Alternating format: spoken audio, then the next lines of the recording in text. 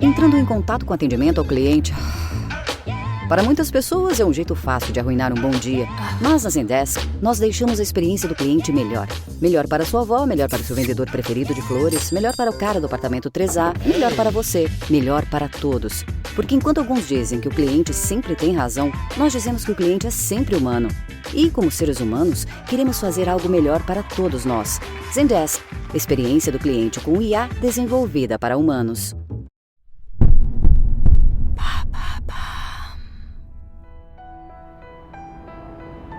En cette fin d'après-midi d'automne 1976, la nuit est déjà tombée sur New York. Les rues sont silencieuses, pavées de feuilles dorées et seulement éclairées par la lumière des réverbères. Donnie Brasco conduit, le regard fixé sur la route. À côté de lui, Guido, un autre membre de la famille Bonanno, fume calmement. Mais l'atmosphère est pesante. Les deux hommes ont rendez-vous chez un certain John, qui a récupéré de la marchandise volée dans un entrepôt du Queens. Donnie sent qu'une tension sourde flotte dans l'habitacle. Une méfiance qui semble s'accroître à chaque minute. Soudain, Guido se redresse, alerte. Il demande à Donnie d'arrêter la voiture sur le côté. Il incline ensuite la tête vers le tableau de bord, comme s'il écoutait quelque chose. Et ses doigts commencent à tapoter doucement. Il demande à Donnie s'il n'entend pas un bruit. Donnie répond par la négative, mais Guido continue de chercher. Ses mains se mettent à explorer les contours du tableau de bord, de la boîte à gants, fouillant les moindres recoins comme s'il savait ce qu'il faisait. Le cœur de Donnie bat plus vite, mais son visage reste impassible. Il regarde Guido s'affairer, interloqué. Il sait pertinemment ce que son acolyte est en train de chercher. Guido souhaite savoir si Donnie a posé un micro dans la voiture. Même si Donnie sait qu'il n'a rien à craindre à cet instant précis, une inquiétude s'empare de lui. Donnie demande à plusieurs reprises ce que cherche Guido, mais ce dernier ne lui répond pas. Donnie tente de garder son calme, il est préparé à ce genre de situation, il sait comment masquer ses émotions. Mais l'ambiance est lourde, chaque seconde qui passe est une épreuve. Il ne peut pas se permettre le moindre signe de nervosité. Guido continue son inspection minutieuse, glissant ses mains sous le tableau de bord, puis le long des joints, cherchant sans réellement savoir quoi. Après de longues minutes, il se redresse, ses gestes sont plus lents, son regard toujours méfiant. Il n'a rien trouvé. Donnie le savait, mais cela n'efface pas le sentiment de danger qui plane dans l'air. Guido écrase lentement sa cigarette dans le cendrier, puis croise les bras. Il dit simplement à Donnie que tout est OK. Donnie sort alors son meilleur jeu d'acteur et provoque Guido en lui demandant s'il ne cherchait pas un micro. Il va même plus loin en lui demandant s'il pense qu'il est un indique, voire un infiltré. C'est osé, mais ça marche. Guido explique que Donnie est un nouveau de la bande et de fait, beaucoup de membres de la famille et certains associés restent méfiants. Mais il rassure Donnie, ça n'a rien de personnel. Ils font ça à chaque nouvelle recrue. Il n'a rien trouvé de suspect et peuvent donc repartir tranquillement vers le lieu de rendez-vous. Pour Joseph, il s'en était fallu de peu.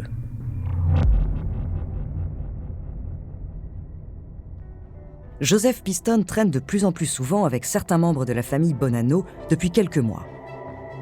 Il travaille désormais parfois avec eux sur des coups, des affaires de vol et de recel de bijoux ou de voitures. Il n'est qu'au début de sa mission. Mais il sait déjà que les membres de la mafia sont en permanence sur leur garde. La moindre suspicion peut coûter très cher. Et les hommes de main ont la gâchette facile. Joseph Piston, ou plutôt Donnie, va devoir faire preuve d'un sang-froid à toute épreuve pour mener sa mission à bien et surtout rester en vie.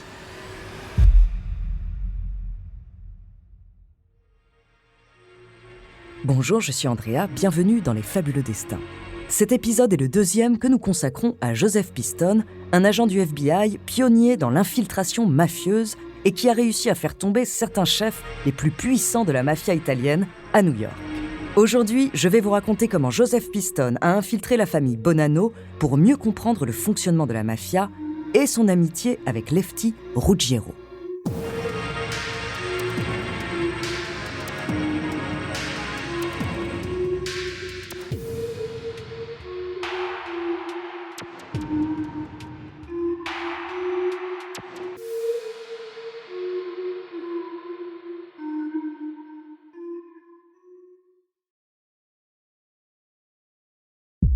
À l'époque où Joseph Piston commence son infiltration, les familles Bonanno et Colombo font partie des 5 grandes familles mafieuses de New York.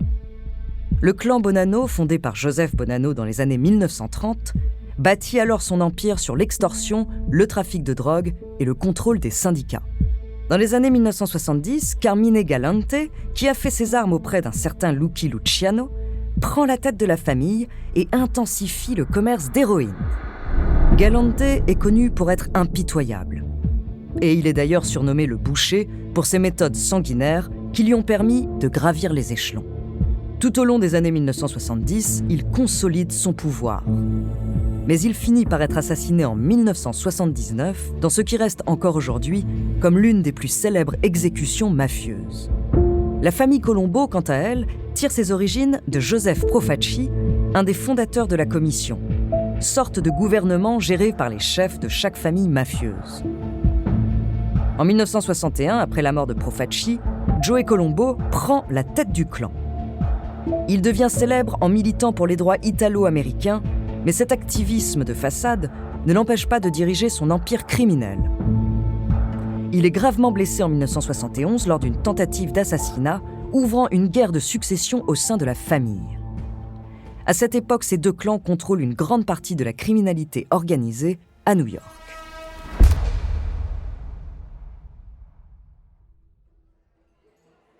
Au début de l'année 1977, Donnie Brasco rencontre Gilly Greca, un associé des Colombo, lors d'une soirée dans un club très fréquenté par les truands.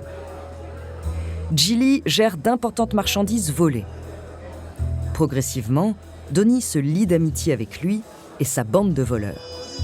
Mais il réalise rapidement qu'ils ne font pas réellement partie de la mafia. Ils travaillent simplement avec elle. Alors pendant plusieurs mois, Donnie persévère et continue de traîner avec la bande de Gilly. Et sa patience paie. Il finit par être introduit par des connaissances de Gilly, non pas à la famille Colombo, mais à la famille Bonanno. Il rencontre alors un certain Anthony Mira. Un membre des Bonanno craint pour son tempérament coléreux. Les 2 hommes sympathisent. Par l'entremise de Mira, Donnie rencontre Sonny Black et Lefty Ruggiero, 2 membres incontournables de la famille.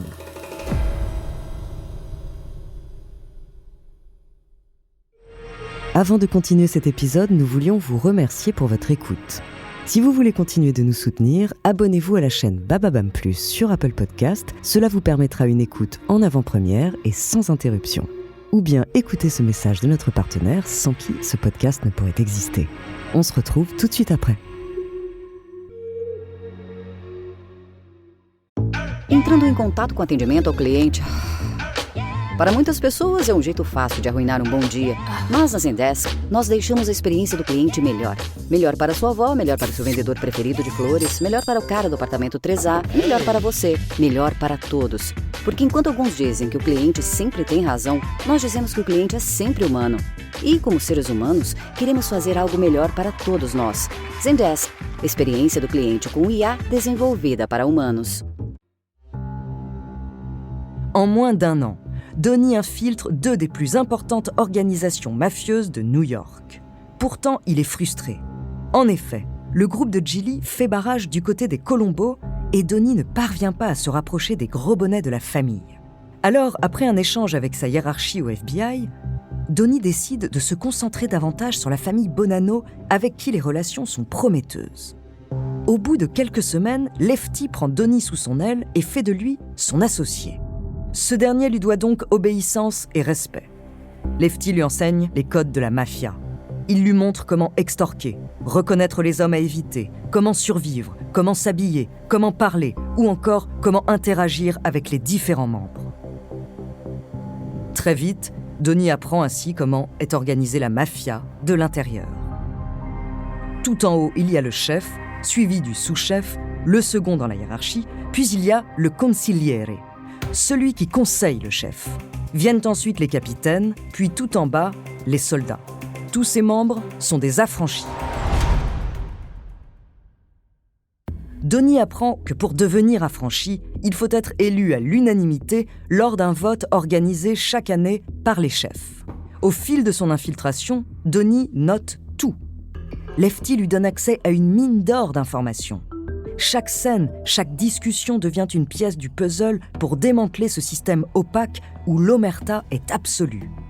Donnie, malgré son rôle d'agent infiltré, prend conscience de la complexité de sa relation avec Lefty. Ce dernier devient en effet un véritable mentor pour Donnie. Lefty lui confie même ses frustrations, ses échecs, notamment celui de ne pas être promu capitaine au sein de la famille qu'il a servi pendant tant d'années. Une amertume accentuée par le fait que Sonny Black, un autre affranchi des Bonanno, a lui été promu alors qu'il est bien plus jeune que Lefty. Obéir signifie aussi parfois exécuter quelqu'un. Mais Donnie est un agent fédéral. Il ne peut pas commettre un meurtre ou laisser un meurtre être commis devant lui. Alors, il fait tout son possible pour ne pas se mettre dans cette situation. Mais un jour, la ligne est franchie à ses dépens. Un soir de l'été 1980, Lefty, Sonny Black et Donnie vont à la rencontre d'autres membres de la famille Bonanno dans une banlieue résidentielle de New York. Officiellement, le rendez-vous est l'occasion pour la bande de discuter avec une autre faction de la famille afin de régler un différend. Suite au meurtre spectaculaire de l'ancien chef des Bonanno, Carmine Galante, en 1979, de nombreux désaccords étaient apparus au sujet du futur successeur. Après une escalade de tensions, plusieurs membres souhaitent trouver un compromis et régler ça avec diplomatie. C'est dans cet état d'esprit que Donnie et les autres se rendent donc à ce rendez-vous. Ils sont suivis par une autre voiture conduite par d'autres soldats. Après un trajet d'1 heure, la voiture de Lefty s'arrête brusquement devant une maison. Lefty a le regard froid. Il se tourne vers Donnie, l'air grave, et lui demande d'attendre dans la voiture. Donnie s'exécute et laisse Lefty partir, non sans inquiétude. Il sent que quelque chose d'anormal est sur le point d'arriver. Il voit Lefty et les autres hommes entrer dans la maison. Leurs ombres disparaissent dans l'obscurité, englouties par la porte qui se referme derrière eux.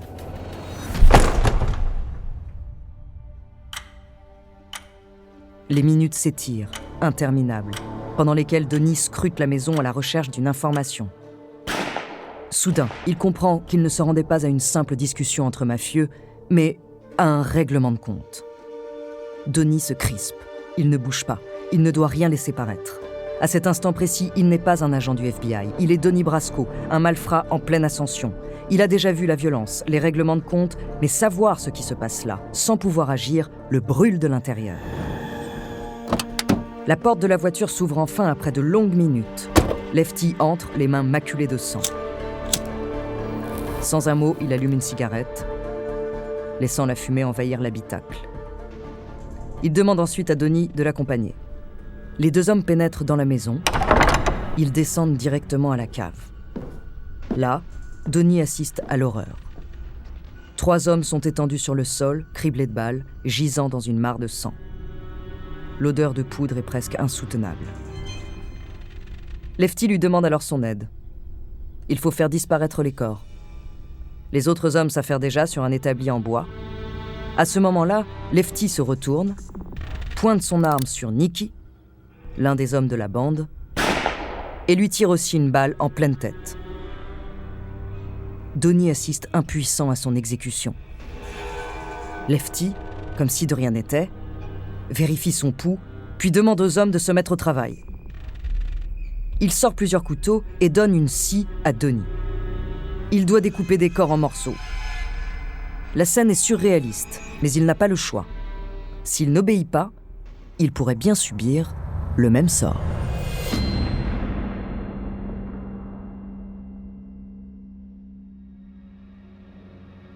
Merci d'avoir écouté cet épisode des Fabuleux Destins, écrit par Marie-Lou Economou et réalisé par Joe Daou.